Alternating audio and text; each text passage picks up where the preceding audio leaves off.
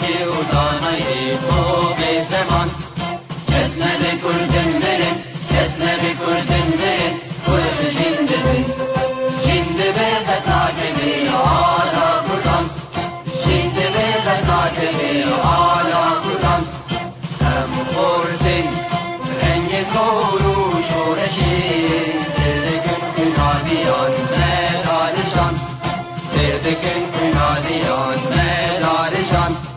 kesme de kurdun benim kesme de kurdun benim kurdu şimdi şimdi bir de takibi hala buradan şimdi bir de takibi hala buradan hem kurdun medyavutey müsrefin bil iman fadiman her iştiman bil iman fadiman kurdu Kurdistan kesme de kurdun benim kesme de kurdun benim kurdu şimdi şimdi bir de takibi hala buradan şimdi bir de takibi hala buradan Davi Kurdra bu yeserfi ve şiran Babı nefsindekin taci cihan Babı nefsindekin taci cihan kesme de kurdun benim kesme de kurdun benim kurdu şimdi şimdi bir de takibi hala buradan şimdi bir de takibi hala buradan Kurdunum hep hazır o amadene can feda ne can feda her can feda can feda ne can feda her can feda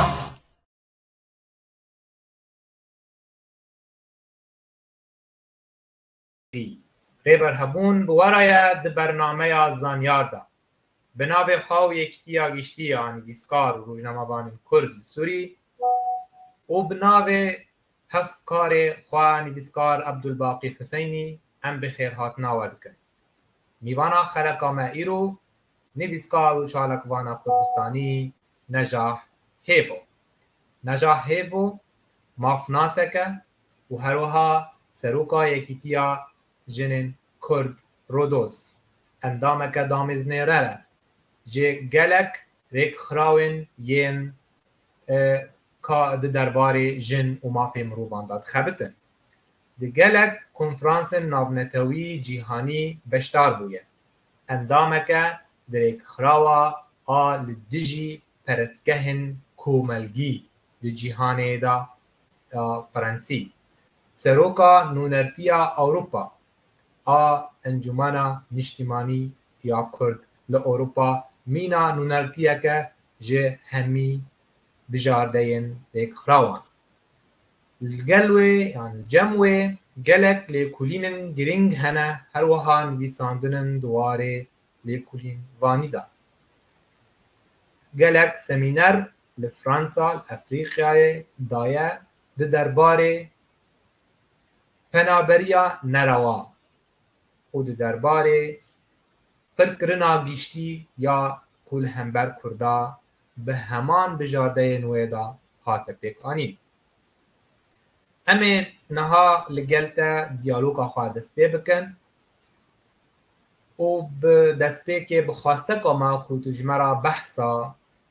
از مونا خواه دوار یکیتیا جنه رودوز بکیم کنگی او یکیتی هاتا دمزراندن آرمان جنویت چنگلو نرخاندن آتا جکاره وی را بری کتب بی سروکا و یکیتیه و پشتی کتبوی سروکا و یکیتیه چه هات گوهرتن و گرینگیا و یکیتیه دمامین هادا چیه؟ ایواره و بخیر سپاسیاتت کم سر ویشرو و سر جیانا من براستی از دبینم از نبینم وکا وصفکی وکا گو از دبینم افکار وکا ارککی از سپاسیا پیف تیویت کم براستی او کانالا جهی ریزه جمع تایبت ام بگرنا پرساتا ما مستریبر جدامازراندنا هفگرتنا جنین کرد لسوری رودوز وکا هبونک سیویل پشتی امکارم بیجن او گوهرتنا سیاسی جه 2011 کار و خەباتە ژنا کورد لە کوردستانە سووری براسی کارێکی کارێوێ دیار بوو بەری 2011 لێ ئەو دەرباسبوونە وەکە دەبێژن مەدەنیەتێ کاری سیڤیل دەرباسبووناوێ بڕەنگێکی خورد لە شەو ڕەوشە کوردستانە سووری بگشتی باندۆراوێ لە هەموو کەسایەتی کورد هەبوو تایبەت ئەم ژنێ کورد دوێ دەمێدا ئەمژی ئەم خۆدبینن وەکە کەهنیکە پچوچک کار و خەباتێ واژنێ هێژە بۆ ددەمەکێ بەریمە دەست بە کار و خەباتکردن و ئەمژی ئەم بەردەوامیە وی کاری هەبگرتنا ژنن کورد لە سووری ڕۆدۆس برەنگێکی فەرمی داویە 2013 کارێخوا برەنگێکی ئەکتیڤ ینی لە هاتە دامەزراندن سمبۆلاوەی سەرەکە ئەو بوو ji بۆ دژی توندیە گۆ لە دژی ژنێ چ جڤاکی چ سیاسی و بە هەموو وار و ڕەنگێ توندیە گۆ لە دژی ژنێ لێمە بەستاوەی سەرەکە گۆ ئیرۆ ژن دەرباسی جهێ بریارێ بێ چ دیسا وارێ سیاسی وارێ جڤاکی هەب یەکیتیا دەما هات دەمەزراندن چ کارên berçav ji bo jinê û ji bo mafê mirovan bigiştî kir despêka karê yanî timî gavat bêjê karê jina dibînin dibêjin dewreka dirûtinê çêkin karekî yanî dikin wilo bi erebî dibêjin nemetiya kar û cendera heta mesela erkê gol aliyê jina birasî weka hevgirtinê û gelek nehevgirtin bi tenê heme rêxistinê jina duê demê de me bi hevra têkilî kir got em bigihine astekî got em êdî ew nerîna civakî em bişkênin û em hewl bidin em derbasî civatê bûn ji riya semînara ji riya projekta rastî yanî tiştekî gelekî muhim heye mesela ew em bêjin piştgêriya madî piştgêrîka gelekî qelis bû piştgêrîka carna piştgiriya daringî em bin kîjan salê ev yekîtî hate damezrandin Rodos Rodos dawiya 2013 kî bêtir li pey vê yekîtiyê bû yanî wê bêtir damezrand yê cihê wê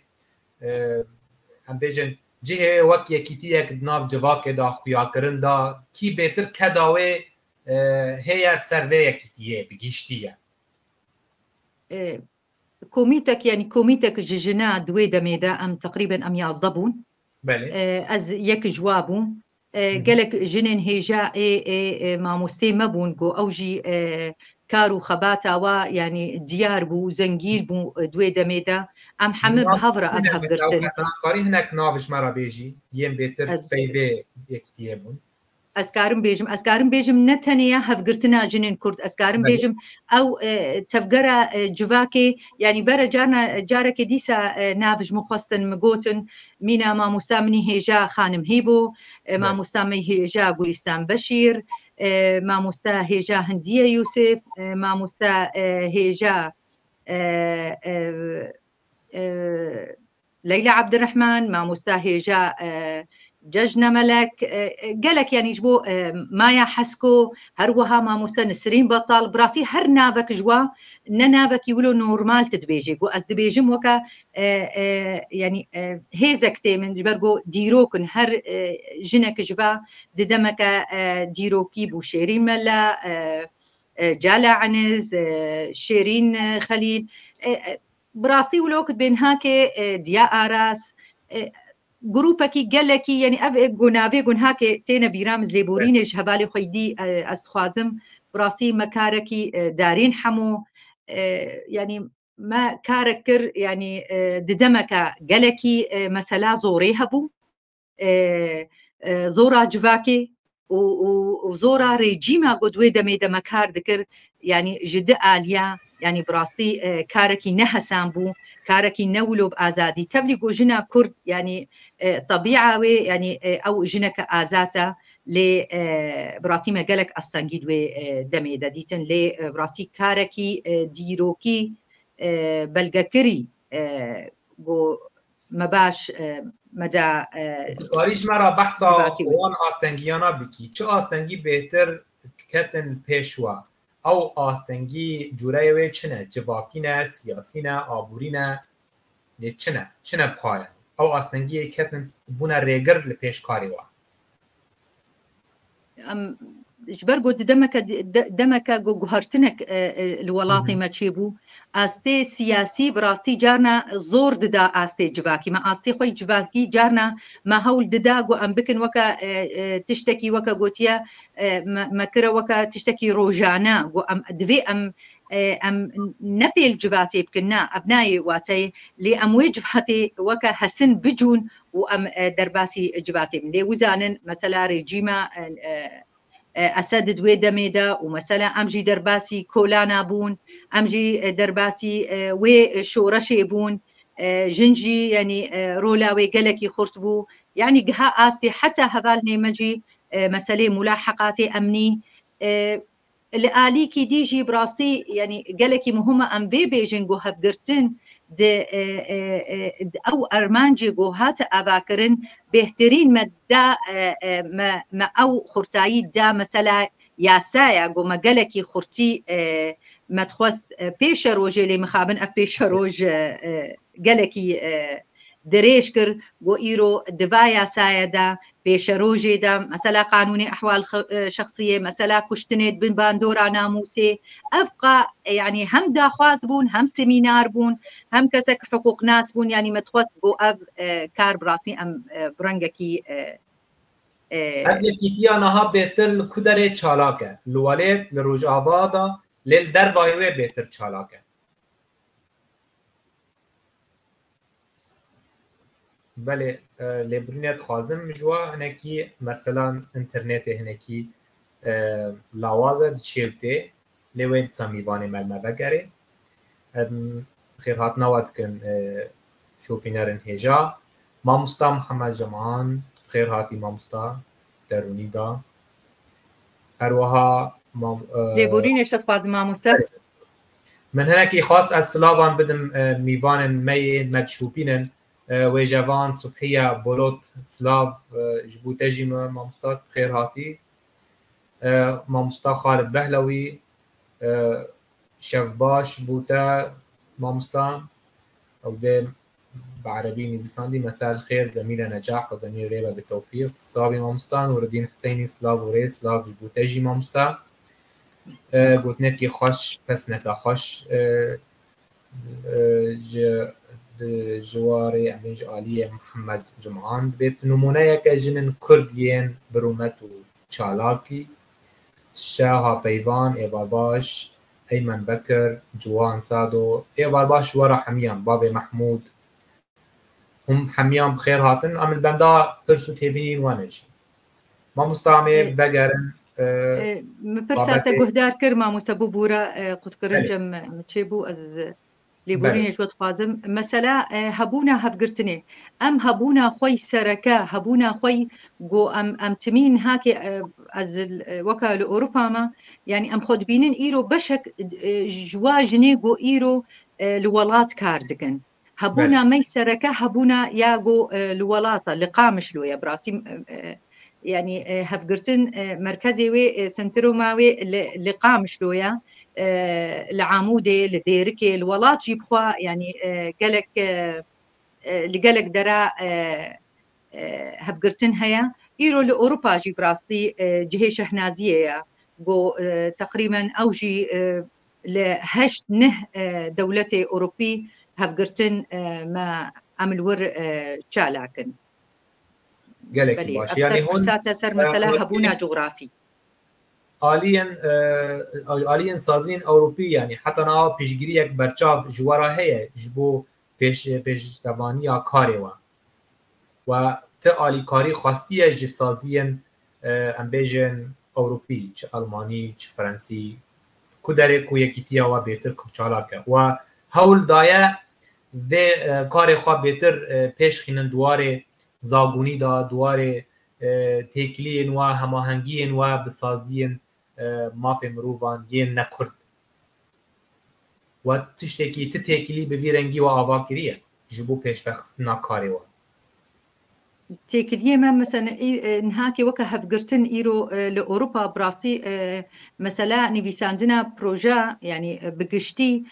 خورتاییە و پرۆژە گۆلوەڵات بێ بهتر ئەف دەستگەهێ ناودەوڵەتی وەکە یەکیتیانەتەوەی وزانن مثلا هەر ساڵ پرۆژەکتێکی تایبەت هەیە یا یەکیتیانەتەوەی مثلا ئی ساڵ بنابێ وەکە تعافی المبکر مثلا سبا پێشەرۆژە سووری ji aliyê civakî got çilo xurtayî çêbê em her sal em yani em bi gelek munezema em têkilî dikin ê hundir û birastî ê hundir û ji ber got ê li derve em karekî îro em dikin bere em navê bikin karekî hebûnî lê karekî îro em piştgêrin ji wa projektê got îro li welat hevalê me didin em hêvîdarin pêşerojî jî projektekî heye ام بيجن حتى اسكي قالكي بروجكت مظن او جي برزغريك نويجي هنا برزغريك نوي هنا جوجلك منظماتي ما دسبيكي مثلا ترخيصي ام مرخص بون يعني تزاني مثلا حكومه تسهيلات الويدريبو قبول نذكر جو ام حتى تيكليجي تنكاري بو تيكليت ومنظماتنا بدولتي تش سويسري تش الماني دهات ويدري مواديت لمثلا ترخيصي ددمكي دا وحتى نهاكي براسي ام ترخيصا منينا زاني برسغريك دلكي مظن ياسايب كنت ترخيصك قانوني جبواتنا به هون نابنا تشتا كيشايك جبر هون جبر الروشة سازيان دا تم لتشتن هاني زاغوني دگرن يعني تشتكي كوناج درباي زاغوني به درباي ياساي به هلبت و ناو قصروابه و اوقات پیشگیریش بو ویجی نوا کرن هون ده یکل ناینن برچاوه خواه هون هول نا تشتکی وصا تشتکی یاسایی يعني جبو هبونا خواه وک یکیتی بجی بکن درسته يعني قالك دبيجن يعني تقو يعني ارمان جواب وخدمتي بكن كما مثلا ترخيص اخونابن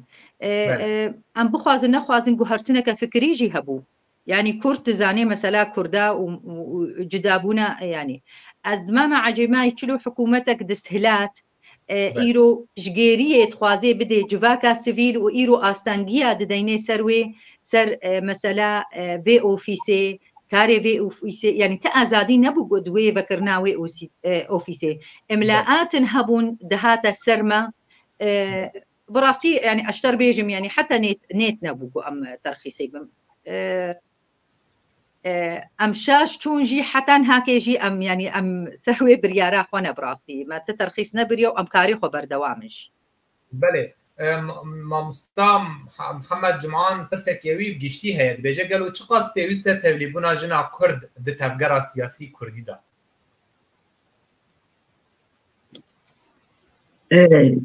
چقاچلو چقاس بيوسته چقاس گرينگا هبونا جنا كرد د تفگرن سياسي دا هبونا وي براسي ام از هبونا جنا كرد لجواكي از نابينم هبونك مثلا بشجير نا تجاري اجني نابينم هبونك وكهذي ايروجن جنا كرد نخاسم جنا كرد براسي جنا كرد رولاوي قالكي خرطبو هبوناوي لجواكا سيفيل وجواكا سياسي قالكي قرنقبو از بینم ایرو هبونک سرکه و پیوسته قبلی مخابن نخوشی جواکی بود در باسبونا جنی دوی واریده هی او میجی بطریارکی هی کاردکی هی او نقبول کرنا جنی هي لوی جواتی مخابن گرک ام کرد تایبت کرد ام باش جوی نرینه جوات نبتبا يجبقو ام صورة رش نكن تشتكي ولو هيا لجواتي لبراستي قالك بارتين سياسي قالك تفقرين سياسي قو ايرو اجي از ايرو درباسي جهكي بما جهه برپرسياريه سياسي بله نها پرسك دن هيا دواري مافناسية دا چما تدی واری نزیکی دی واری بوی واره مجولبونا پرسکریکا اند کیشه یا مافی مروفان یعنی گلو اف دنرینا تدا ریک خراون مافی مروفان چندین دوالات مدا دوار مدا چالاک رول نوان د پاراستنا مروفان و مافی نوان برچاوه یان تنی بناو بجن ام پاراستنا مافی مروفان لکن یلسر عرده تشتکی نینه ام بیجن پیک آنین نوان پیک خاطی وان جوارا ام بیجن سینورداره نکارن زیده گاوه خوابا بجن یعنی بین دبنسها کو بن پیکرنن کل بدرجی نقشه روجلات ناوین و کردستان داغب کری تیکرن رولا ریک خراوا مافی مروفان گلو چیه دنگ کردا گیهاند یان نکاری بو تشتکی برچاو بکرا یعنی تو بهتر مجولی تنی د چارچوبه یا سوری و روجاوای کردستانی هم تو بهتر دخوازی پران آوا بکی دنابرا همی سازیین ین دخبتن جبو مافی مروفان بگیشتی چل کردستانی و چل دربایی ری تو کاریج مراهنه کی بحثا به دیار دهیل براسي برسكا جالكي بالكيشة جالكي جرنجا إنساني كرد إنسانكي مافخوازة إنسانكي تمي نب شريا نب كشتني ريا ديروكا وي حتى بأوليرا ديروكا كشتني يعني بلكي بوا وكا دمكي دان أمنابي آليكار ل أو إنساني كرد يعني مجبوري درباسي وكا قوتيا رين مثلا أولي أم درباسي بيم جاري نابن لكرد تمي ما فازن أز مثلا ما في مروفا براسي أز قالكي مجاركي قرنقا مجاركي قالكي بالكيشة نخاسم إيرو جبو دوزي كردا جبو داخوازي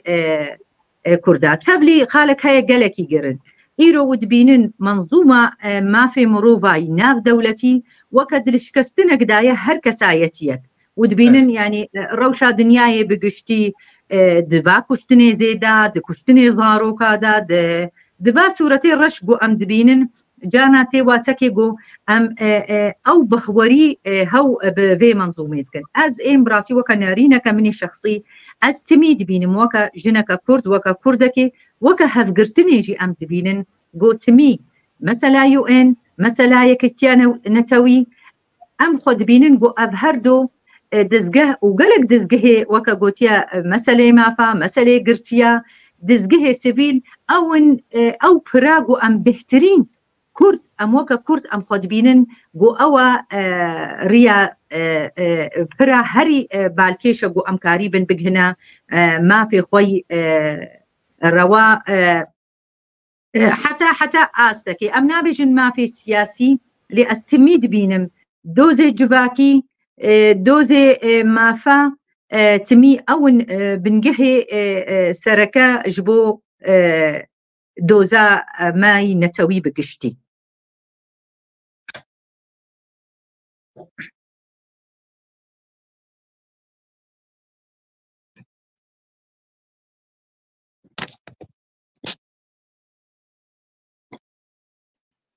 بله نجاح خان ببورين هوالي مريبر انترنتاوي لاواز بيه اذا تكن شو ناويده بس كان برسا ذر بابي محمود هلبستك بدو ابن داري جگر خوينم كامي كومنتاراي بخين حتى غوري بربي ابن داري جگر خوينم جي عشقاوي از دخوينم از ناوي وي ببيرتينم بكيف وخوشي دنويسم باری پر گرام بو آخینا وی پر دجوار بو روز و شوا وی گرام بو بپینو سامه هو پر شابو سپاس کک بابی محمود حوالی ملور حسن خالجی دبیجه پرانی اسازین کردی لپشت پرده کارو نرینن پارتیان دمشینن نماز اگر پارتی ریخستنه بگەرە ڕۆژادن وێ پرانیە وان سازیان بوێ گاوێ رابن تا چرا دەیە تو وێ نەرینێ ڕاست دەبینی کەکرێ بەرێت بخێر هاتیجارێک دێ خۆخە چوونەتە دێ بێ کورتایی ئەزێ بە خۆڤەکەشێنم پاش دە باش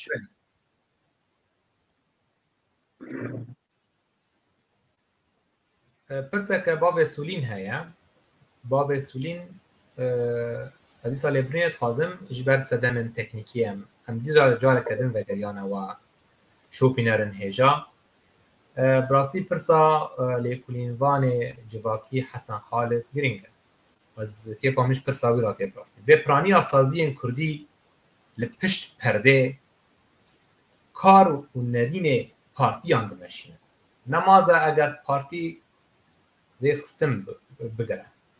roja din wê piraniya van saziyê bi vê gavê rabin ta çi radeyê tu vê nerînê rast dibînî هەر یەک نەرینەکە خۆت بێژێ ئالیکی و ئەدبینم مامۆستا حسێن خالدجی نەرینەکە سەلبی دبینی ئەز بڕاستی نەرینە گۆ ئەس بینم ئیجابیە لێ حتا چ واتەی چ تەفگەرەکە سیاسی پشتگێر بێ تەفگەرە مەدەنی بەهوەرکە ئەو بنگەها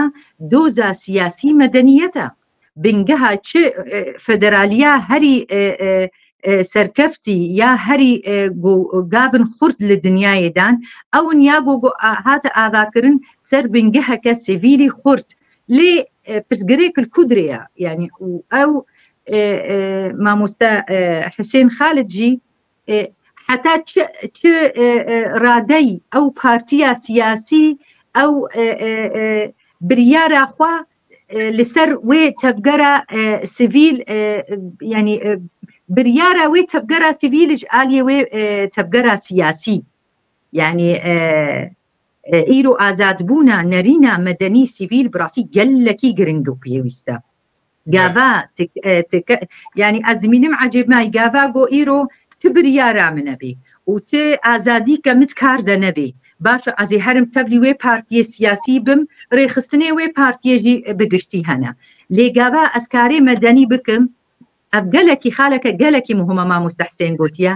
جدابوونە مەدەنیەتی و جدابوونە سیاسەتی جەمە کووردا حتا نەهاکێ ئەم ناگهنە وێ ئاستێ ji ber wilo em nihakê di civakê em gelek rexnat bin bes rojekê ji roja yani hevalê gotêkiliyê mir dikin ez civaka medenî ti carî siyasetê zinayînim نەگو ئەز وێ سیاستێ نەڕازیمە نا لێ ئیر و کاری مەدەنی جدایش کاری سیاسی بنگەها ژێرە ڕاستە لێ تەڤلی هەبیە ئەو بەعەرەبی دبێژن الخەڵط المەدەنی سیاسی ئەو ئەز بینم وەکە جەریمەکەیە بڕاستی گاڤات وێ تەفگەرێتت خێ ناو هەبدا بڕاستی دەبێت جهێ غەمگینی کێژی جەمەک و حەتان هاکێ کورد ئەو جدابوون جناب هەب دەرناخن ئەفخالەکە گەلێکی پێویستە لێ هەردوو هەبدوو تمام دکن و هەردۆژی گۆ پشتگێر بن تەفگەرە سیاسی جڤاکە سیڤیرە پشتگێر بێ تشتێکی گەلێکی گرنگ مەگوت ڕێڤەبەریە خۆسەر گاڤا ئەو ئازادی دابانەوە ڕێخستنێ ژنا دوێ دەمێدا بێگۆ ئەملاعاتی خۆی سیاسی سەرکن بەهوەرکە وێ گاڤن گەلێکی خورد بەلکی ئەم دبینن جهێ غەمگینیەژی بۆ گەلێک تعدا مەسەلەن نکاری بووم ئۆفیسا بکەن جواتێ ما مەسەلەن مەقەبووەکە خوا گرتبوو ئەو جواتجی تەوقیتنا مەسەلەن مینە ئەو کارێ سیاسی ددەمەکە بۆ کورد دوێ زەحمەتیێدا مخابن مەد دووەختێ ڕێڤەبەریە دەژی ینی مە باش ئاستانگیمە بهۆرتە بەڵێ مامۆستا ئەمێنەها پرسێکە دم بکەن ئەو پرسا بێتر بکارێت دەوا گرێدایە نهاتوو نونەرتیە ئەنجومانە نیشتیمانی کوردی لە ئەوروپا دکێ و هەروەهاژی سەرۆکا یەکتیا ژنای قارودۆس ئەv هەردوو کارن گران سەر ملێتە گەلو تو چاوا کاری هەردووە هەبدوڕا بمەشینی کێلەک و توژی دنیڤیسینی هەروە جارنە هەلبەت دنیڤیسین جارجی قۆزیکەکەتە هەیە تێدا گۆتارن خەژی دنیڤیسی و لەگەل کۆتە دایکی و ئەرکێنتە هەنە و ژیانە پێیژی تایبەت هەیە یان ئەف هەمیان تو چاوا دمەشینی بەهەردووە بۆتانە گرانیە زەحمەتیە وی که چاوا هفسنگیه که نابرا کار جیان خواهی تایبت و کار دی ریخستنی دکی نخواستم که دو کار تو دکی دوای ریخستنی دا و افکار یک جه سیاسی یک جه سیویله لگل جیان تایی و جهی بساندنه و جیان تایی تایبت البته چه گله که خواشیم مینا که جنه که گوره جنه که او و افتشتا ندوره جن کاره گله افتشتا بکن میر بلکی نکار به قاسیه بکن از خوازم تو نکش مرا بحثه به سرپیاتیه جبو جبل انت غیری تا از مناتا جنیزک با تیب بکن اب یکاش گرینگ امروب از منا خواه بده یش خواه چوکتر یعنی ین خوازم کاره که جی بکن جبو یکی دایینا از مناتا جوانا را گرینگیه کرم بکن باشه سپاس دسپیکا دمازراندنا هفگرتنا جنین کورد ارمانجا سرکا گوجن در باسی آستی ریوبریه بی لجواکی جن نهاتیه تنی هجمارکا جن نهاتیه تنی دیکور جن نهاتیه گسورتکی خوشک کی تمی جن گولا جن کفوکا جن ببا مصطلحاتی جن بيجو من ناما جني عاشتيه لجن او وكم بري قد دست بدست قد درباسي جباتي بكي سر وابهوريه قيل هبقرتني براسي ما او كار او خبات ما بردوام كر يا دوا مثلا قالك جارة رخنا مجيتكن قالك كار از يعني ايرو تايبت بحسال جيانا متكي از وكا نجاح حيبو قالك جارنا تيكليب مرد بي از وكا بالشخصيجي وكا هفقرتني جي وكا سروكا هفقرتني جارنا مثلا ريزيا في كاري دنا برتا از قاباس قبول دكم درباسي كاركي ببم براسيس حقيوي دميدا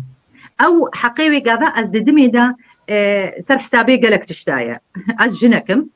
از دايكم از كاردكم لأوروبا أبقى يعني دبي وكا باركي لدسبيكي مقوت يعني أفحمي أزواد بينم وكا أرككي مثلا نونرتيا أوروبا يا أنجمانا اجتماعي كردي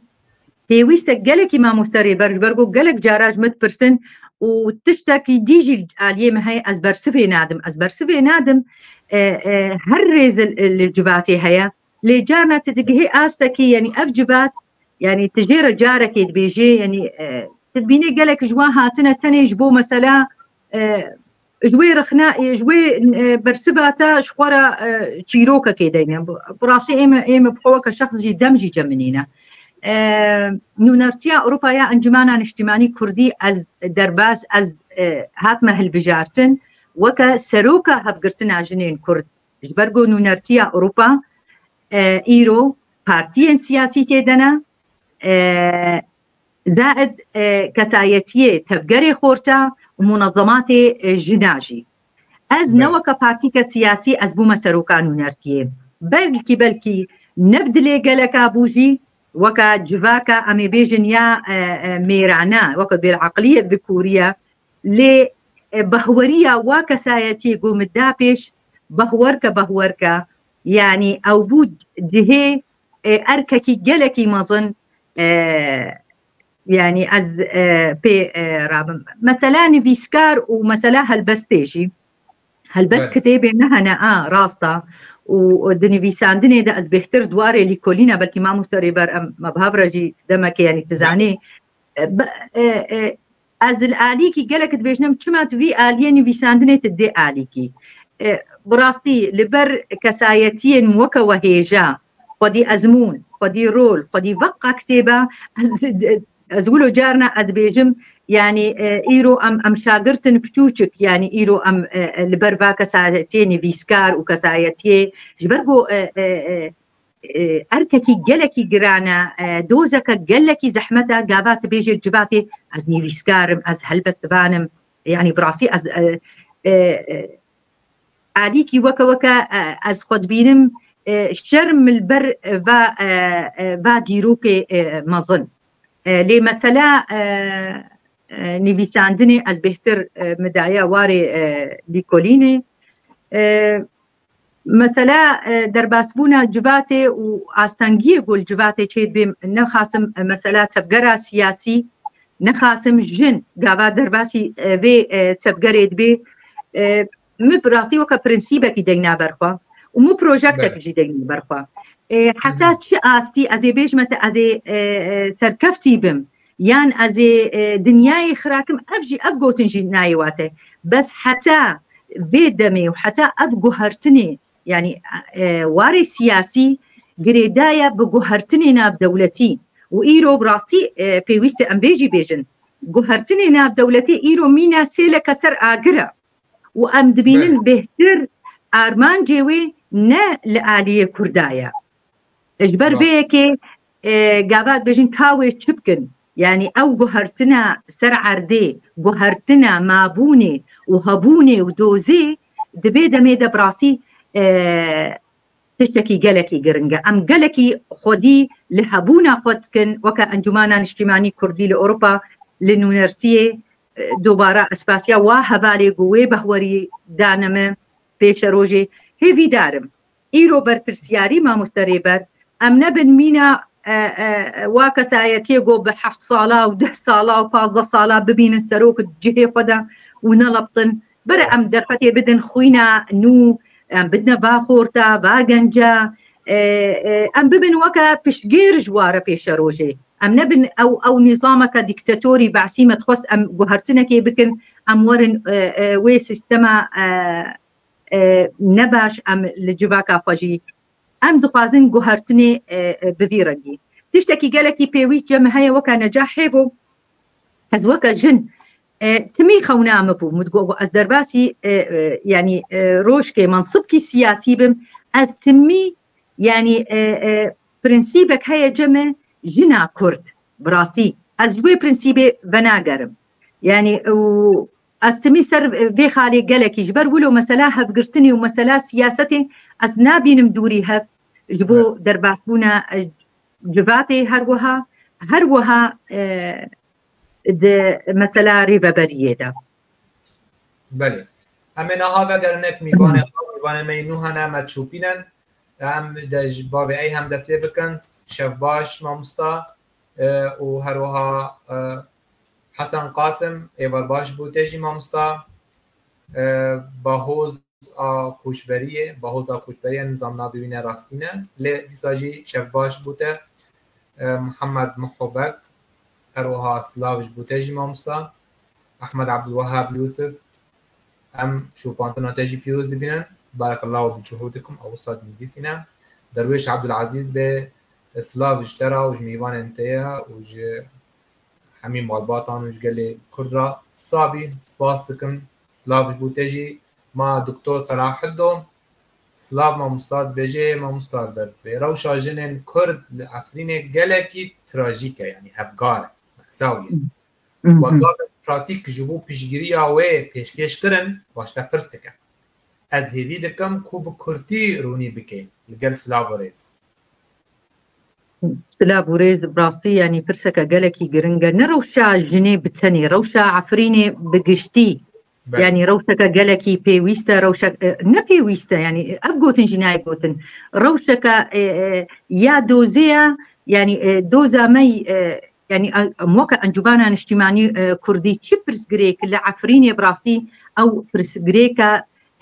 sereke ye rewşa Efrînê bi giştî wizane îro guhertinek li wê xakê bû guhertineke siyasî rewşa li Efrîn îro nema bûwe rewşa îro ka em tehlîleke siyasî ji vê re guhertineke siyasî çê bû guhertineke gelekî mezin astengî gelekî dibê li wê xakê ne li jinê bi tenê li rewşa Efrînê bi tevayî weke Encûmena Niştimanî Kurdî ez ne îro hatime mesela wasfekê cîhek siyasî îro wê temthîl dikin bes bi rastî gelek gazin aliyê me tê ji ber got û ev gazin yani divê em guhdariya xelkê jî bikin ji ber got em aliyê muarida em aliyê got îro em bêjin muxalif ji vê rejîma ha îro ev doz û wizanin mesela îro ew kesayetiyê got îro li Efrînê û îro ew rewşa xirab got Doktor dibêje ام باش اقدارن جبرقو دمني نبراستي يعني افخال او بخوا حلقه جيره دبي جبرقو عفرين دوزك كردستانيه. بله خبرات ما مستعير که ام بیجن جی سیاست مدارن یند ناف پدک از کار دکه ناوی ری برفوزی دلگرانن بگرتنا ویج آلین ترکیه و آلین چتین سروان با ام بیه بینا کنی زبدم چارانویسا و بدیار کرن و دکه براستی ام ده یکی جی گرتنه جی چه هزک سیاسی با کردی با و نکردی با سیاست مداران جبو نرین نوان جبو هلوست نوان تنگاو بکه ام از جه شرمزاریه ام دوه یکی به هلوست آلیه وان بویران نمینه البته اویا کاجی ارکت نتنه سر ملی سیاست مدار سر ملی چه کسی که کرد خودی ضمیر جناب خودی هلوست خودی رول دبو هاتنا جواکه و هروها حمی واران دا واره سیاسی دا واره جهاتی دا هدا ما مصداق امی بین پرسکه دن دواره داینا سمینران تقلق سمینر دانو بو چه فرانسا و چه افریقا تقول افریقا لتناب نكر كي جان دولتي تلوي داري سمينار دايا دواره مجارا كوچبريه پنابريه نروا نا وقت دزاني اف پرس يعني پرس كي ان افرو مجارا كتيا روجبا حكومة اوروبي مجارا پنابريه نروا چقاس خازن هول بدن سينوردار بكن لي نقارن پیش و راوست و بوا سدم کو راستا تندروجی هر و هر راد به بنرین آتا گور ازمون آتا تا چه دوار داینا سمینران تا کاربو بدا چه قاس بدل کسین هانی شوپینر بود تقاریج مرا بحثا به ازمونه بکی کرم يا بسبيكي مثلا لكولين براسيا بنابريا نروا وكا بعربية بهجرة غير شرعية أو خالك جلكي ما ظنبو براسي سر يعني لكولينك مدى سر وكا شش بابتي جدابون سر مثلا بلكي ود دمك دا مثلا وديت او زيدبونا او هنابريانا روا تشيبو وباندورا وسر روشا سوري بقشتيجي هبو وسر روشا كردستانا سوري تشتكي قالكي بيويست هيا برسا ما في مروفا مجبير كر ازبيجم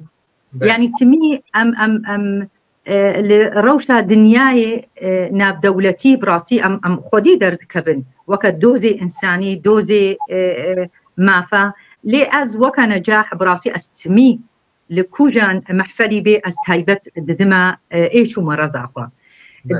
فنابريا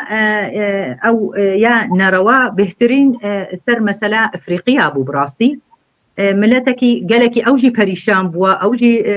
جوا حكوماتي دستلات مسألة فقيرية برشيبوني او كشتنا زيدا جو لآلية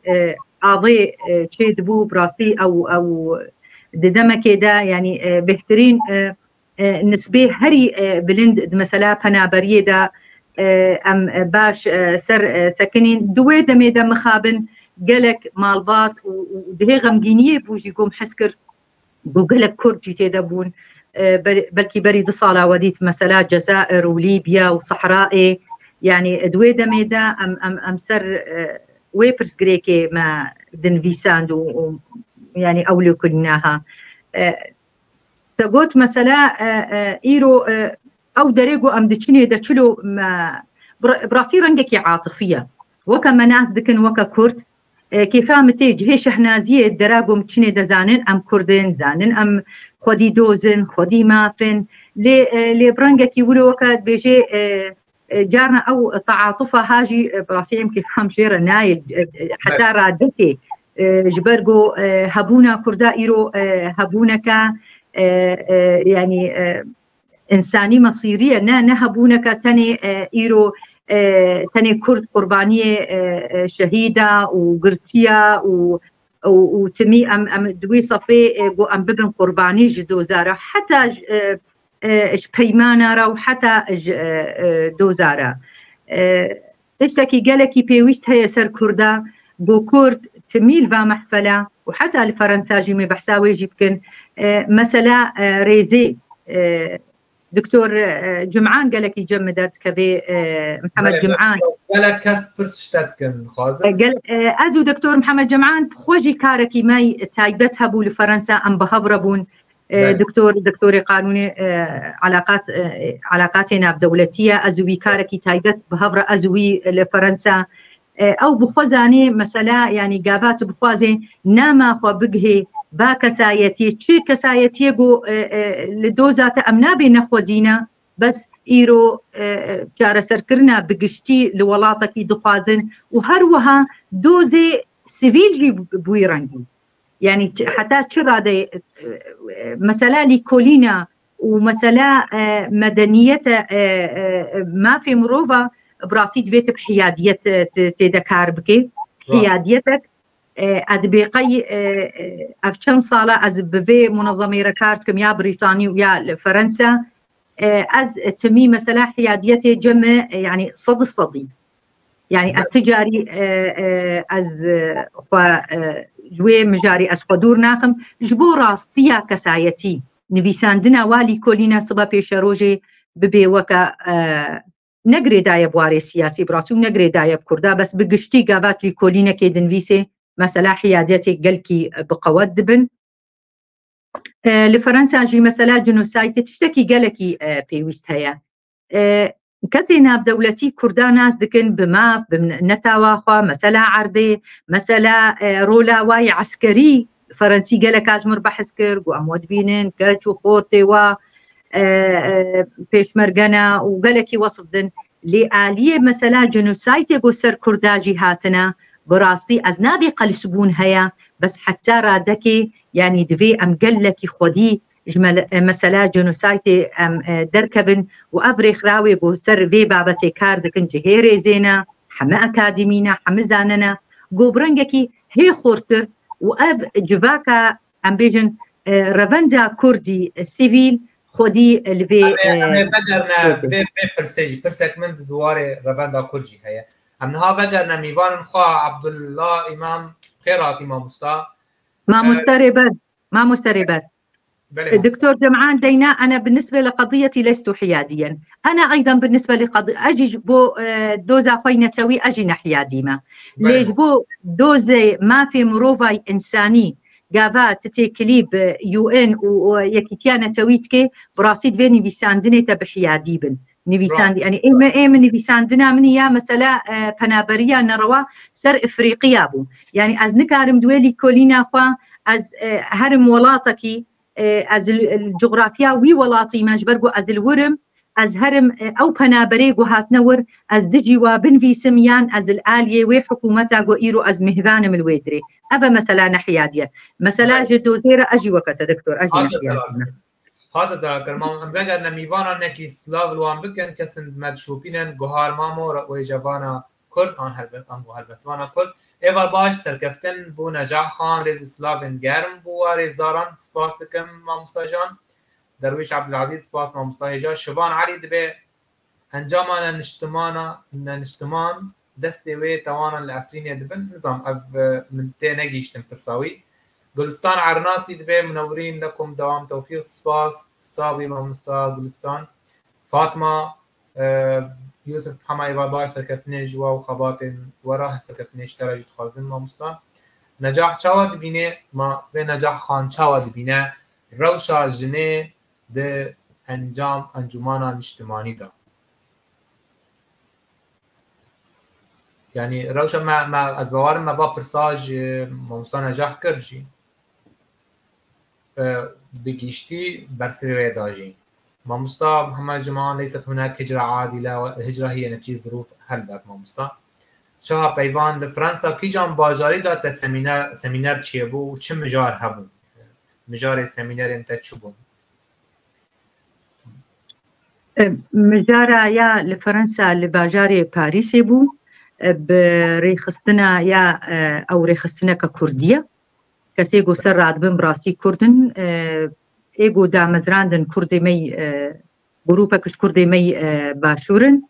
جهێ ڕێزێنە حەمە ئەکادیمینە مەل پاریسدا براسی مجارامەی سەرەکە بهترین مجارێ لوارێ مەدەنی ئەم بهتر ناودەولەتی ددن يعني جارنا ام بخو وكا كرد ام دوزا خوا تمرير دكن تيدا وكا دوزك بقشتي ديسا دوزك ما في مروفة بقشتي سمينار سر مسألة حقوق الإنسان بو قالك كسايتي حقوقي بهترين مهفاني قو هاتمون جويدري براستي عراقي بون وج كردستاني بون بله مامسا روشا دبین ماموستا گوهار مامود بجه روشا کرد من روجاوای کردستان پر خرابه به هر رنگی و نجاح خان گلو پیویست نینه فوندا هاری کاریش بو ملت مل روج آوا به آوا کرن هاری کاری؟ بله يعني روشا كردستان سوري روش آباق هاي آستك براستي يا إيكونومي يا وكا إيرو الولات خبرها ما مستقوهارا روشا كجلكي خرابة مثلا إيرو آليكاري مثلا جرياري خستنا يان جريا آليكاري كان دولتي بقشتيتي خستنا جورا نا إيرو مثلا إيرو أمي إيرو كامباني كي تشيكن أمي بيجن أمي إيرو جلوبركا بشين أبد سبيكا ويقو هرتني بلكي كارن ولو جدا دبون لين هاكي روش قلكي خرابة روش بحوجي بروجكتنا قو إيروج بر ولو أم يكيتيانا توي تمي أم شعبيما البروجكتي يكيتيانا توي قو إيرو أو بروجكت وكا إيرو مثلا خوندني دا أو مثلا مناهج تدريسي إيقو إيرو إدار ريفابريا خسردا جو إيرو قالك مثلا النمونج ما مسترتينم جو إيرو بروجكت كي بيني جو إيرو مثلا أبكى سايتي جو زاروكي خوا بخوا كردن بخوا بهورياواتي بخوا بلكي وكا فكري جيب آلية ريفابريا خسرن اللي زاروكي خد شين المدرسة خريستيانا يعني شين المدرسة حكومي أب روشا خوندني بقشتي بشروجي أباندورك ويقالك خرابة آلي كاريه ريخستنا وآليكارية كسايتي بيويستن دبيك جهدار يعني أقدار بي وتمي بشجير بيجوا بشجيرية لي نايواتي جو أو جارسر كرنا مظن الدبرة ولات شيبي بله ماموستا حسن قاسم بيجي كتنا هناك ريك خراون خو جوان وجنان يك جريداي بارتيين سياسي بناوي سربخا ده انجمان الاجتماعي الكردي او دوباره کرنا تشتی کو رژیم لگل یک خراون گالری چه کرد ما گلو نجاح خان جوی کی دیگه شه چاود بینه ما ام ناف قانون ناف لوان بکن براستی او سربخانه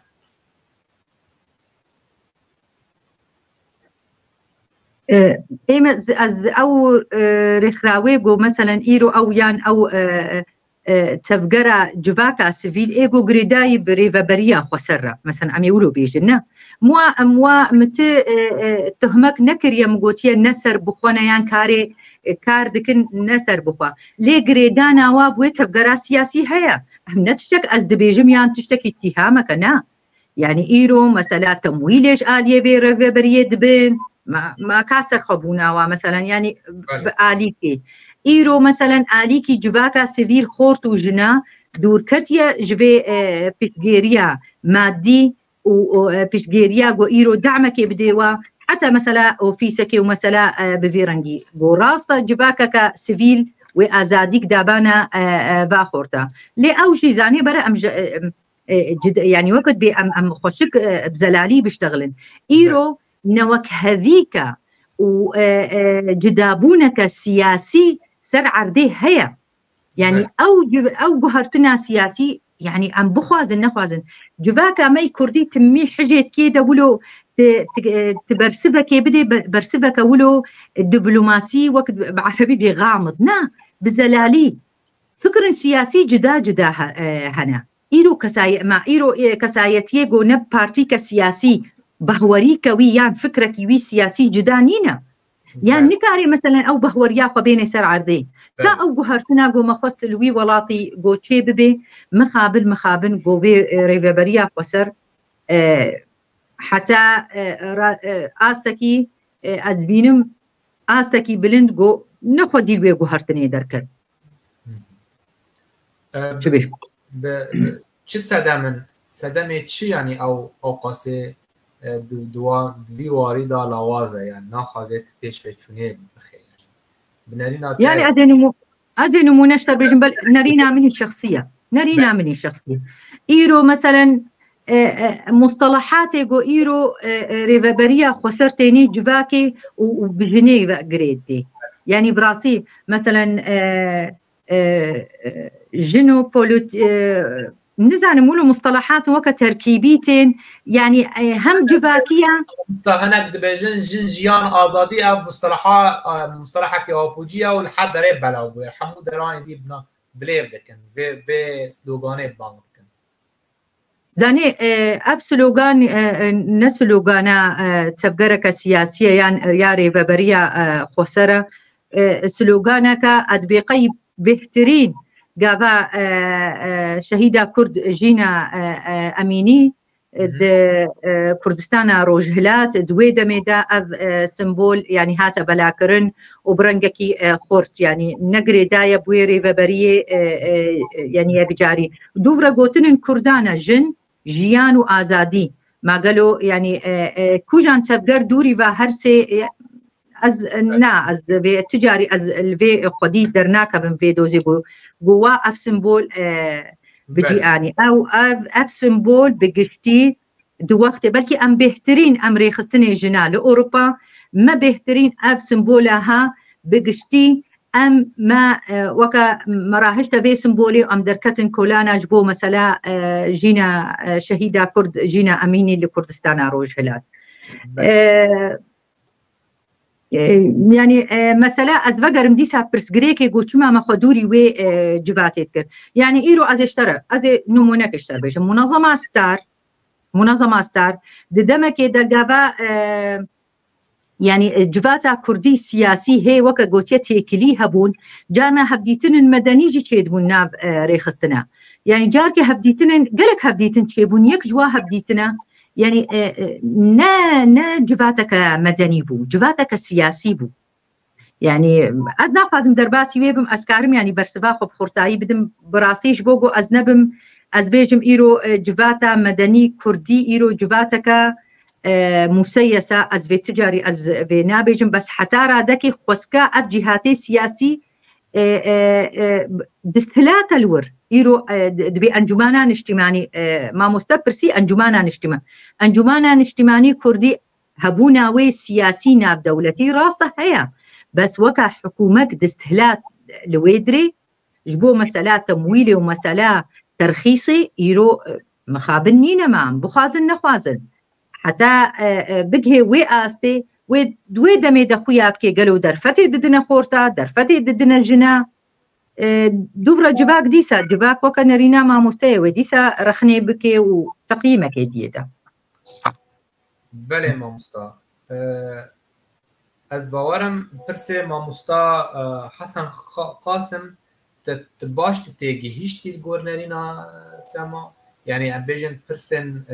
حسن دبيجي بعربية اشترى بيجن دخول بعض منظمات الشباب والنساء التابعة للأحزاب السياسية باسم المستقلين في المجلس الوطني الكردي هو تكرار لما كان يقوم به النظام مع المنظمات الشعبية. كيف ترى نجاح لهذه المسألة؟ وهل يمكن اعتبارهم فعلا مستقلين؟ من برسي وير اشترى بكردي خان. اوكي. عنده فهم كر بوي ما بس ليه فهم كل شاش فهم كر خازن بس في جيب اشتراست. لا ولا مشاش فهمكر سزاني از اللي بورين جيت فازم وي برساخو بازادي كي بيجو وقت جوتيا رادك يعني حتى آستكي برسبها يعني أدمينم عجيب ماي تيرو ما تشبيهتك بنظام بعث تئيرو أب تفجرة سياسي كردي أم بونا مينا بعث يعني أبجهيك قال لكي رخنية دور أب جباكا مدني تجنبن تخورتبن يعني أو جباكا ها قاباقو فكر ورامانيا وي هبي وكبهوري از بينم أبتشتكي براستي لآليمة تجارينا مقبولة وأم اتهامك براسي از قبولناكم تبقري جنارجي وتبقري خورتارجي قالك أنا ما باشا إيرو قابا از تبقري كيدا بما مستا يا جنا وأسكسك بهوريك مني فكري حتى أسكسك سياسة مدار بمجي أز حزبيبم إيرو أم هاتنا تفقري جنا نم هاتنا ورشك خياطة بكن وأم خوارنا كي تشيكن ودوراتي كوافيرة وببيرنجي يعني وأو نمطية كار يعني أبقالكي زحمتها أبتشتكي قالكي خرابة إيرو أم هاتنا أم جي درباسي جباتا سياسي بن يعني جو أم يعني أزنابي نم جنهك جنك دي تفقرك سياسي دا ودجباتك مدني دا لي أزنبي رما جو جباكا مدني وجباكا سياسي أو خلطي بي أز بهتر وكا نجاح وكا هفقرتني أم تمي أم بي خلطي يعني أم خدوري ويتخن أم كردن بس أم خلطة مدني وخلطة سياسي أم ناكن دورة بهورية ما أم آزاتن بي كسنكاري بهوريه مو فكري مو راماني جو أز بي بهوردكم كسنكاري بهوري ديكتاتورية وبعسي دفرديا جابات تشتكي سر مفرض بكي جهيري زي برتاوي نها هنكي ام جي برسن ميبانا خلاص ومن ها وگرن برسن خواهد نها دواره قرقرنا گیشتی یکو کرد راستی ویتین الحمید بارچه کردستان دما تو سمینره که لسد یروکو و دما نهای گل کرد دی گلو دوی و بنا لسر دوار کردادا اجعالی اوروپی دوی دبینیه بیشن یان حتی نها حتی وکی که نجار جدل نابن اما وک ام بیشن مجامله دکن دبیجن ام با کردارانه ام دلو جان بشروان کردارانه چه کرد چه جنبن چه میربن یه دواره پراکتیک دا دواره کریاری دا تکاری ناکن یعنی تو وی که وصا دور نرینا منی کو او تنه گوتن آن دخوشن مروف ل تشتکی جبو کردا ناکن تبی کو زانن ملت کرد ملت کی مافداره و مافی ویا کو ببا خودی ستاتو خودی دولت خودی هبون تو وی که چاد لگور سرپیاتیات داینا سميران دواري كومبوجيا وقرقرنا كل لسر در مافي كردادا بيكتي همي كردستان هذا فقر مجارة دوزي قابا أم هاكي أم بيجن هلبت يعني ما قو إيرو بش جيريكا وكا برنجك عاطفي ددنما ريزكي ددنو أفتش نتشتكي هسانا وبهوريكا نتشتكي بهسانا إيرو هلبت أب أزمونا قالك كارو خباتا حتى أب جباكا أوروبي جباكا ناف دولتي في ريزي في ناريني دبيني لي أفتش أم بيجن لبر في إيشو مرضي بتاني دكي نا جبر ولو أم ديجن جباكا مدني وجباكا سياسي يعني هر يك جواب رولا قبليزي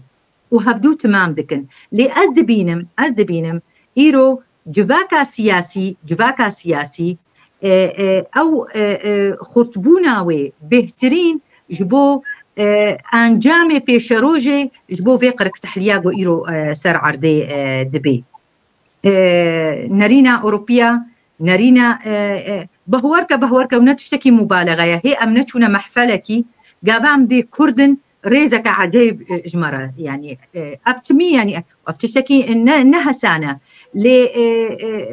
مثلا بقي حتى عاطفي وبيدا يعني براسي دبيجهي غمجينية كافي شروجي أم تشكارن أم دريا باتي كليادا أم بهيلن جو إيرو جباتا مي سياسي بيشكبي وبتشتكي نشاشة وبتشتكي نخرابة يعني كرد إيرو أم دي دوزا نتوي أم دي دوزا خوي سركا زماني كردي أم الفقا ساخدي درت كبن دوفرا أم ديجن أم اتهامة ددنا هفدو أم ديجن افري خصنيها بفي جريدايا بفي بارتي جريدايا يعني ناي واتاي جو ايرو ام بفي رنجي بشتغل. بله ماموستا نهاد بين حسن قاسم از باورم گور نرينا من كنا ما بس طويجه كو انكسي دشبهينه بتجربه بعث بريك خراون جاليري نا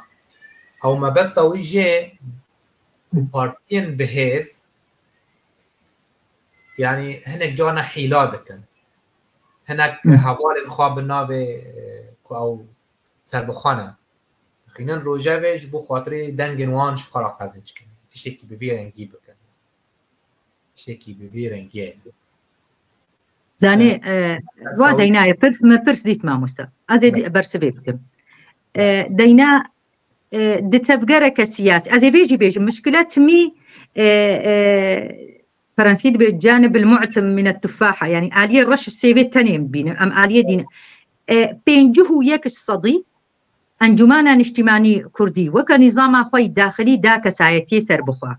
او بينجهو يك جسدي ايرو تفقرك السياسي قاباد دي جواكا سيفيل بفيرنجي اف تيواتكي براسي جهي شهنازية قو ايرو اف تفقرا سياسي بي ويدينايا بخوا بينجهو يك ليل آليكي ديد بي بارتينا سياسي مثلا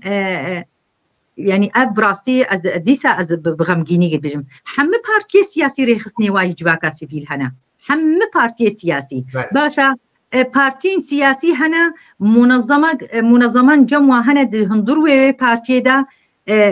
سر مسألة برسغريك يعني وقت بمنظمة المرأة جموع هيا منظمة الشباب جموع هيا منظمة وقت قوتيا أوفيسة كشالكية هيا يعني بالعكس أتبينم كاركي مؤسساتي جو أوكار خلطك شينا بين قبا مدنية وسياسة دا أزنابينم أو اتهامة بويرنجي جو إيرو قالكي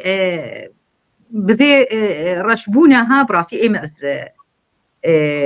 أزنابينم بس أزدبينم كنجي أو جباكا سياسي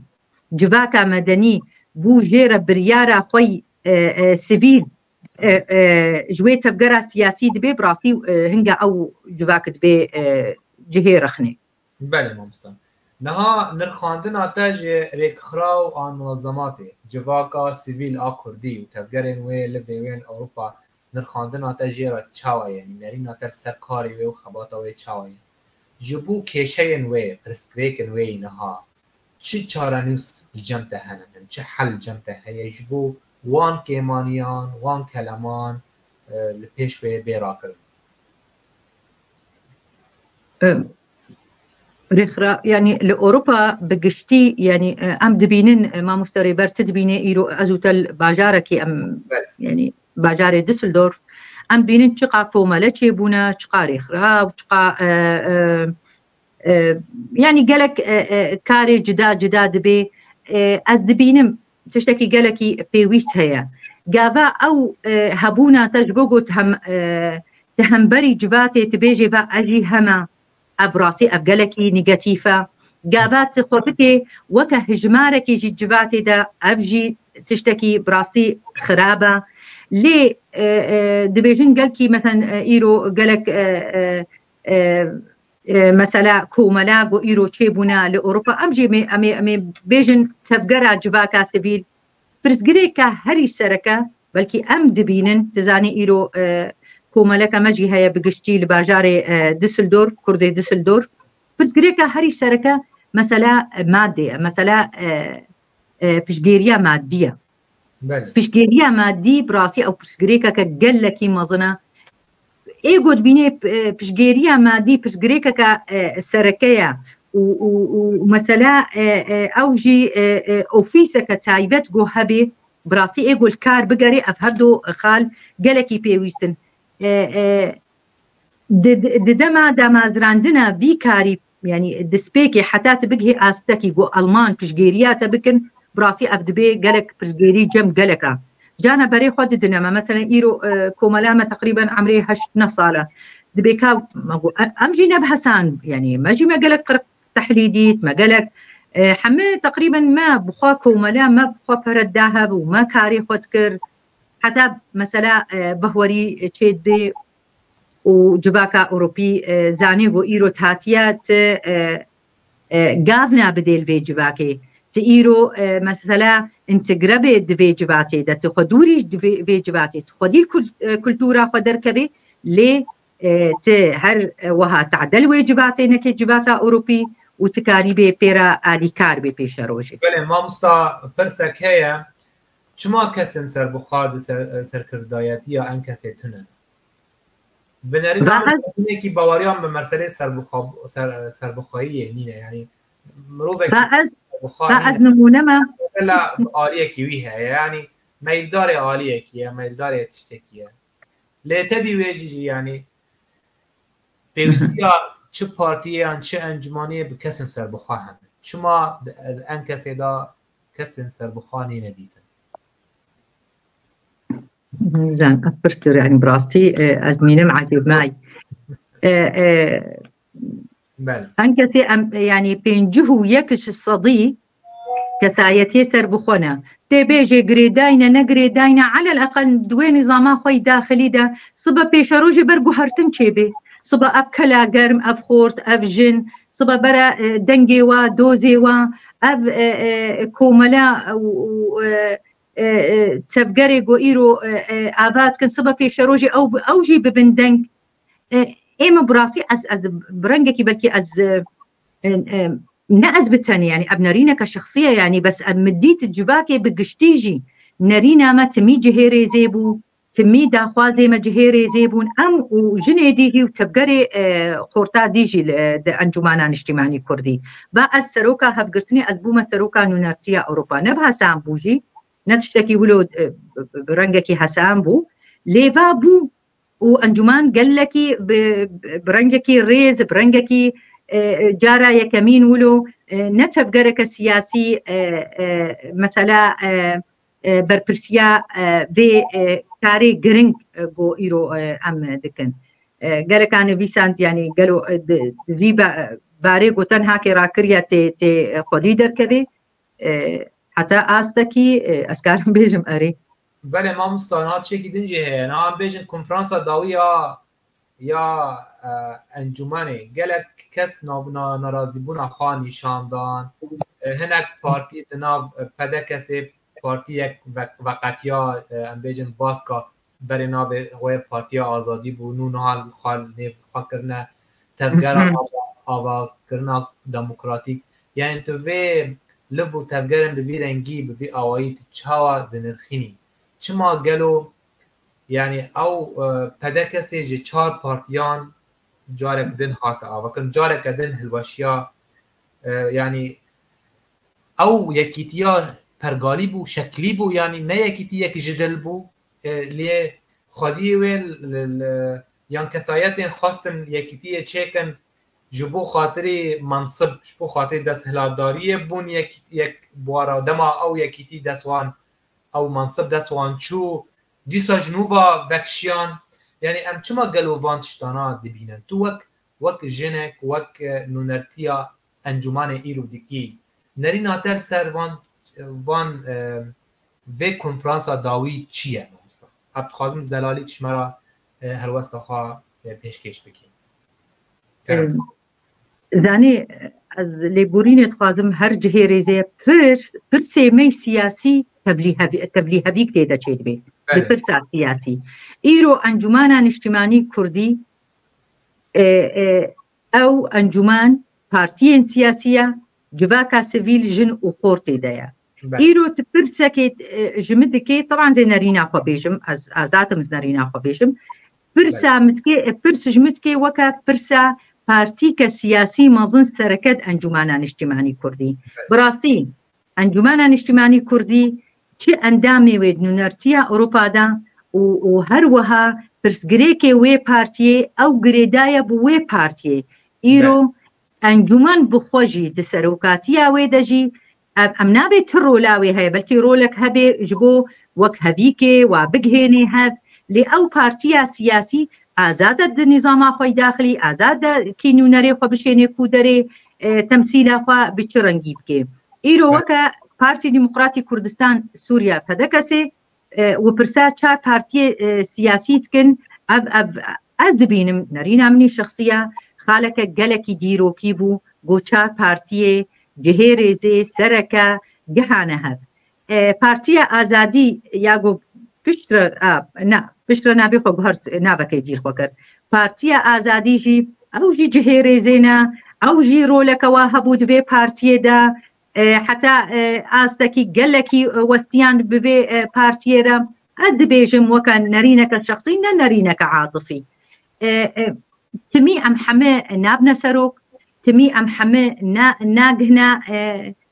ئەزانم ئەف کەسایەتی ئازادی مەبەستاوە نەمەسەلا سەرۆکاتیە بوو مەبەستاوە یعنی نەرین بوو لێ نەرینەوە حتا ئاستەکی خۆسکا ولۆ بەعەجەلە ئەب جدابوونە خوایان ئەب دوورکەتناوە ئەس دبینم ینی حتا ئاستەکیژی ینی پرانیە ئەندامێ واژی چه کەسێک و ئیرۆ ینی سەرۆکن دبێ چەپگەرا گۆ بنابێ نزان ئەبێ قەیدی نزانابک ببورنج بۆ گۆز ناف خۆشک ئەز هێویدارم پێشە ڕۆژە ینی ئەمێ ولۆ بێژن ینی ئەو کارێک گۆ ئیرۆم تەعبەک پێرە کرد ئەو کارێک گۆ ئیرۆ ڕۆلامە و مگەلک بەرەڤانی بەروی کاری کرد یعنی نەب هەسانە وی کارێخوا نەبێ هینکەدی هاتن گرتن ئیرۆ گاواتی کار بکێ وەکە ئەرکەکی وش بۆ هەبوونەکێش بۆ دۆزەکێ نەب هەسانە و گەلێک قرک تەحلیانی تێ بینێ دوی ئاگیدا مەلێ بەێ مامۆستا پرسێک ما هەیە بەری ئەم vê خەلەکێ داوی بکەن ئەم بێجن ڕەبەندا کورد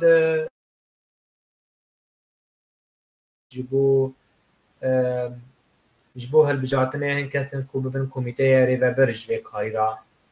di gava wan çawa dinirxînî û nameya te ji wana ra û ji civaka Kurd Ewropayê çi ye?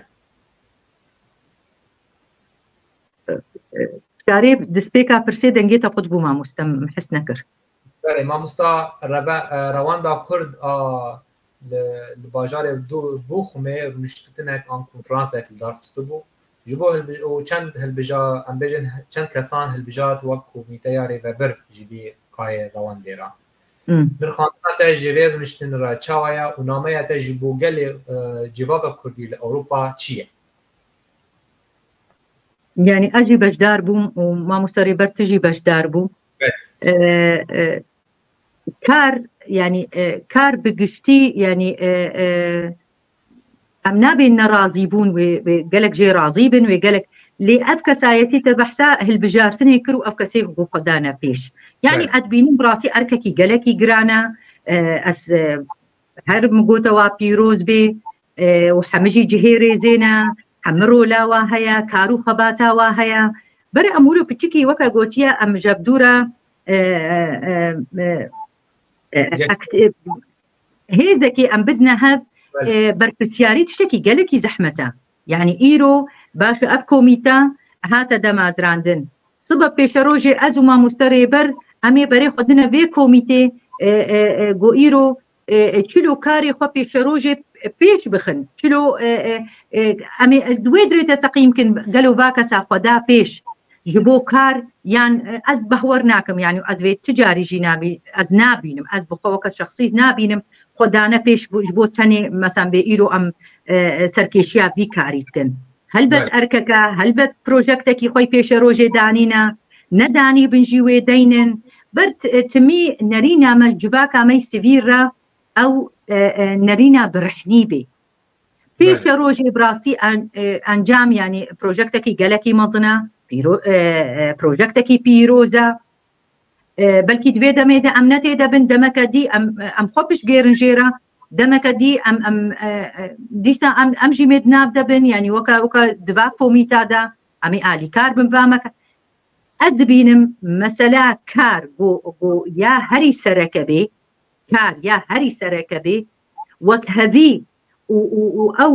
gihandina nerîna û pirsgirêka kesayetiyê got îro jiyana xwe li diaspora dikin نخاسم اف گنجنو زاروک تماموستا زاروک ما گو ایرو ام خودی لگلک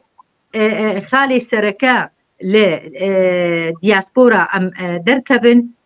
ايدي اب مثلا كي سركي شياويت كي ناك يعني ام نكارن مجارك بيجن تشما فلان رنجيوي صورة بوراوين زات شلويا يعني برا كرد مترفع بنجبا هي بدارم سركفتنج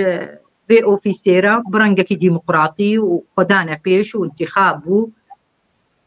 أبا يعني وبدلي قلكابي نبدلي قلكابي لي أوا براسي هبونا وأز بيجمع وكا داخوازكي هي بدارم بروجكتكي هي جاية لي خودي دركبت. بله. چالاکوان نویسکار نجاحی و نویسکار بدو ام گلکی کیف خوشبون به دیالوگ گلتا بی وکه داویج من را بیجه بری کو ام به خلکی داوی دکن. سپاسیاتت کم مامو سریبر سپاسیاتت کم سر في صحبتا خوش با پرسیتی ولو برنگکی براستی پیف تی وی از بی ولو سینور از قبول دکم جبرگو کانالک جهه ریزیا هی دارم امیج یا داوی دسپی بکن ایرو ام هاتنا با ولاتا نخاسم ایرو مثلا ایرو پرس بهترین تب نرینه منی شخصی خواستن گو ایرو ام کردستان سوری روش آوا ام دروشتک گلکی خراب دنا داستک گلکی خراب دنا هی دارم ایرو اف دنگی ما لدیاسپورا ام خودی لزاروکی خوا مثلا زمان مثلا کلتوری خوا مثلا حموجي جريداي بدوزامي نتوي بو او دوز ام تجاري يعني ام جي نابغرن هيفي دارم راج هاندنا كردي ابوكا هيفي كي راج هاندنك باستكي نبيف تي في تاني يعني قالك كنال هنا براسي ام بوار دركتنا ستونا كرد جودي تي في يعني ابراسيش بقو وقالك كنال يعني ناين هاكي بالامه كسن جهيري زينا هيفي دارم دنجي كردا چه راگ هاندني چه جباكي دا كمي دنجكي جهيري زيا دنجكي جهي دانوستاندنيا دنجكي جهي قو ايرو ام رخنكي وغازنكي جي جبدول بكن لي دبن باندورا قو ام خودي تمي لوي ايشو ومرازي دركبن سباسياوتكم هيفي دارم ام قالكي اخفتن ام قالكي ما دا يعني خالن هبو ما باش هيفي دارم صحبتك خوش شباب ميني خوش وهيفي دارم سركبتن تمي بوان هيفين مامستا نجاحي و داويا في خلقي خوا تماشاوان هيجا حتى خلق كدن بمينن شا سلام بوريس